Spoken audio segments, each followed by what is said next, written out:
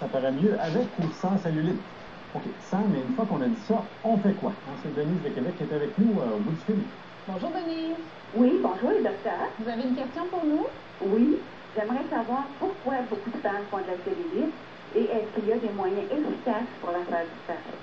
C'est une excellente question. Je suis certaine qu'il y a plusieurs personnes qui veulent entendre la réponse. Oui, on a un expert avec nous, le dermatologue Daniel Barolet. Bonjour Daniel. Bonjour Daniel. Des cuisses, c'est quoi la cellulite? D'abord, la cellulite, il faut placer le terme parce que le mot cellulite veut dire une infection de la peau, le vrai terme en médecine. On devrait plutôt appeler ça des capitons.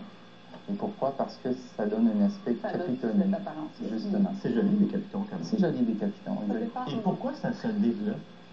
Ça se développe principalement parce que les cellules graisseuses, qui se regroupent un peu en lobules, sont séparées par des cloisons. Et s'ils grossissent un peu, ça peut donner cet aspect bombé en surface. Bon, maintenant, on a des modèles ici pour nous montrer un peu comment l'homme et la femme, on peut être différents les uns des autres. Alors, ça, c'est un modèle qui nous explique un peu comment, chez l'homme, c'est... Ça, c'est la peau. C'est une coupe de peau, là, beaucoup, beaucoup plus grosse de l'homme. Oui. Si on la regarde, par exemple, c'est ici la première couche de peau, l'épiderme, le derme en dessous, et l'hypoderme. L'hypoderme, c'est les tissus adipeux. C'est à cause de ça que la cellulite se forme. Le gras, en d'autres mots. Et il est regroupé en lobules, en petites boules, si on veut, séparées par des septums, donc des parois, cloisons.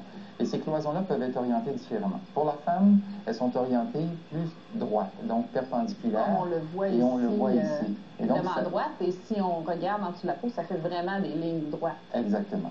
Et à cause de ça, à cause de l'orientation des cloisons, quand le lobule graisseux ou les cellules graisseuses augmentent, ça pousse vers la surface et ça peut donner cet aspect de peau d'orange. Et comme la peau est mince, on voit bien cette apparence-là. Justement. Alors, donc, c'est un effet architectural, c'est un effet hormonal, parce que si on donne des hormones, par exemple, de féminine, il peut développer de la cellulite. Comme on donne quand un cancer de la prostate, par exemple, ça peut être un Par exemple, et le contraire s'applique. Et étant donné cette structure-là, ce que vous me dites, c'est que possiblement toutes les femmes en font, alors. Oui, 97% des femmes en font. Et même après avoir perdu du poids ou après avoir commencé à faire un programme d'exercice ou un régime drastique, 70% restent pris avec leur cellulite. Mais est-ce que ça aide? Comment on s'en débarrasse, en fait? Justement, c'est certain que les mesures générales, c'est s'il y a un surpoids, c'est de perdre du poids. Mais il reste que ça peut arriver chez les femmes minces. Donc, il n'y a pas de miracle comme tel.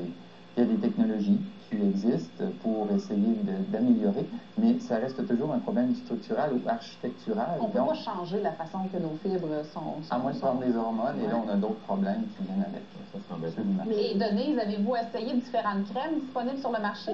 Non, pas du tout. Parce qu'il y en a et à très gros prix en plus. Est-ce qu'elles sont efficaces? Je pense que c'est à la liposuction. Ouais. La liposuction, est-ce que c'est une solution? La liposuction est une solution quand il y a vraiment un excès important et qu'on peut en réduire. Mais ça peut revenir aussi rapidement. Parce qu'une cellule adipeuse peut grossir 600 fois son volume. 600 fois? On a beau en enlever quelques-unes, mais celles qui restent peuvent aussi prendre la place. Okay. Et les crèmes, est-ce qu'elles sont efficaces? À base de théophiline pour augmenter le métabolisme et l'expression des toxines et tout ça, c'est pas réellement efficace. Ça ne fonctionne pas. Malheureusement. Ni les comprimés. Ah bon? C'est peut-être des moins bonnes nouvelles. Merci Denise, mais est-ce que ça répond à votre question? Oui, c'est beau. Merci Denise. Merci. Daniel, on te revoit tantôt dans l'émission. On va maintenant parler de bosse sur le poignet. Hein. En fait, ça serait mieux si je disais, ça paraîtrait mieux si je disais kyste synovial.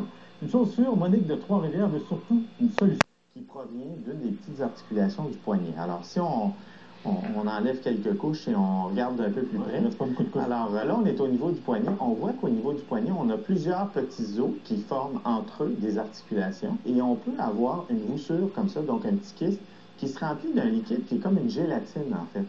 Et c'est comme s'il y avait eu une faiblesse dans la paroi, dans les ligaments qui tiennent les petits os entre eux, et que du liquide, finalement, finit par fuser, et ça va causer ces espèces de voussures-là. Dans la majorité des cas, les gens n'auront pas de douleur, et souvent, ça va venir et partir. Alors, parfois, ça arrive sans aucune raison. Parfois, ça peut arriver suite à un traumatisme du poignet. On est tombé, on s'est fait un entorse.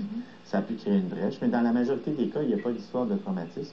Et ça peut parfois quand même être gênant ou sensible, parce qu'il ne faut pas oublier que sur le dessus, on a quand même des tendons qui peuvent passer à côté, ou même des fois la pression du kyste lui-même peut être douloureuse. J'ai eu un cas l'autre jour à l'urgence, quelqu'un qui avait fait un accident, qui n'avait pas de douleur au niveau de son kyste. Est-ce que cette personne-là devrait le faire enlever? En fait, non. On fait rien avec ça. Ça ne dérange Les pas, gens, dans le fond. parce qu'à ce moment-là, si ça cause pas de douleur, C'est esthétique. exactement, on n'a rien à faire avec ça. Si jamais, par contre, ça commence à être douloureux ou les gens sentent beaucoup de pression, parfois, on peut faire une ponction, on peut retirer du liquide, mais même si on retire cette espèce de gélatine-là, ça peut avoir tendance à revenir parce que, comme disait Alain, ça communique avec l'articulation. L'articulation continue à produire du liquide.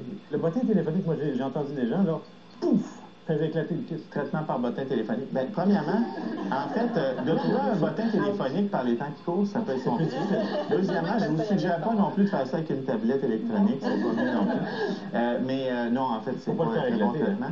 Ça donne rien. Dans certains cas, si vraiment ça ne fonctionne pas, on peut faire une excision chirurgicale, on va faire une petite incision, on va retirer le kyste. Et son enveloppe, dans le fond. Et l'enveloppe, et on va aller faire des petits points au niveau de la capsule là, pour être sûr que ça ne récidive. Donc, de temps en temps, pour opérer ça. Dans certains cas, oui, mais c'est assez rare. Quand ça donne des symptômes. Oui, voilà.